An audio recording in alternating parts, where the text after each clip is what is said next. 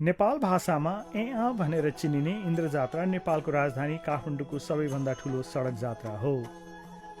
नेपाल भाषामा ए भन्नाले काठमाडौँ र याको अर्थ उत्सव हुनाले काठमाडौँ भित्रको उत्सव भनेर बुझिन्छ। यो उत्सवमा इन्द्रजात्रा र कुमारी जात्रा गरी दुई थरी कार्यक्रमहरू हुन्छन्। स्वर्गका राजा इन्द्रको सम्मानमा देवी देवता र प्रेतहरूको मुखौटे नाच, झाँकीहरू र पवित्र चित्रणहरूद्वारा गरिने प्रदर्शन इन्द्रजात्रा हो। जीवित देवी कुमारीको रथ यात्रा कुमारी जात्रा हो।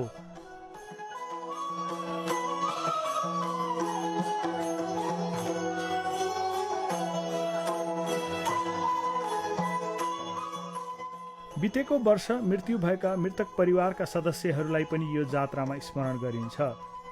यी उत्सवहरू आयोजना हुने मुख्य स्थान काठमाडौँ दरबार